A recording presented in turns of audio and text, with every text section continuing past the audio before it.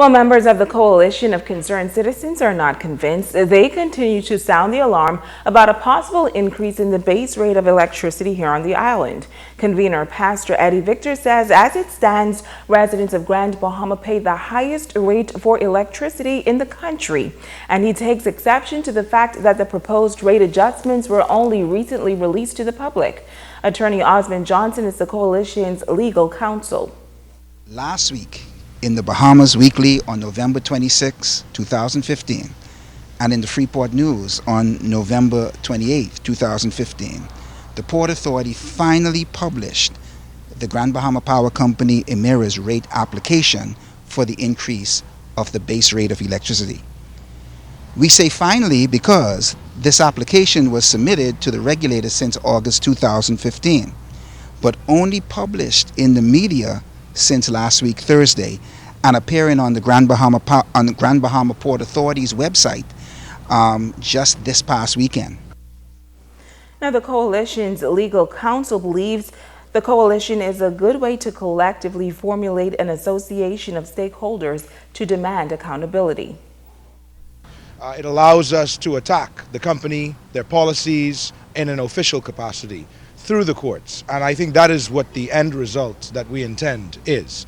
The only way that we're going to see genuine change and a redress, I beg your pardon, to the situation that is currently afflicting this island is to stand steadfast, really, and remain firm in our resolve to challenge at each and every instance that we can, in a formal capacity and with all of our strength and determination, EMIRA and the Grand Bahama Port Authority. Now, the Coalition of Concerned Citizens will be holding a town meeting at 7 p.m. tonight at the Mary Star of the Sea Auditorium to discuss the proposed rate plans and the coalition's agenda moving forward. In other news, the I Love Freeport campaign is now in full swing here on the island of Grand Bahama. Sponsored by the Grand Bahama Port Authority, it aims to showcase the city and create a sense of excitement about the future growth of the city. One of the key events planned during the celebration is the Battle of the Bands and Clash of the Choirs school competition. Senior Manager of Group and Corporate Affairs, Kim Miller, says the purpose of this campaign is to highlight and show appreciation for the city of Freeport. We are here. We've chosen to live here. We've made the choice to raise our families here. We've made the choice to continue to invest in this city, to invest in this island as we continue to pursue our dreams and goals. We need an avenue to remind ourselves and to remind the public how much love we have for the city of Freeport. This campaign, this initiative is simply an opportunity for us to have that outlet. Well, President of the Downtown Freeport Business Association, Arvian Newbold, says the event will be held in the downtown area, and this should add a unique dimension to the celebration.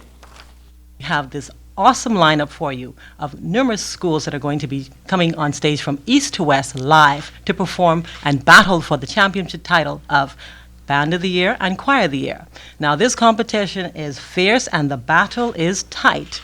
And winners will be taking home not only trophies, but of course, grand prize of $1,000 in each category, of course, donated by the Grand Bahama Port Authority.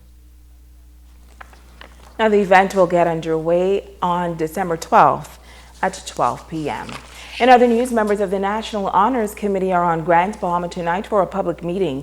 The committee is hoping to bring greater awareness about the system of local honors that will recognize Bahamians for their contributions to nation building.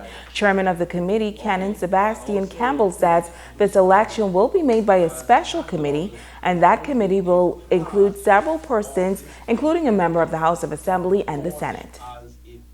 From the Northern Bahamas, and the North Bahamas has been clearly defined as Grand Bahama, Abaco, and Bimini. One from the Southern Bahamas, and that has been clearly defined as well. One from the Central Bahamas, clearly defined, island by island, name by name.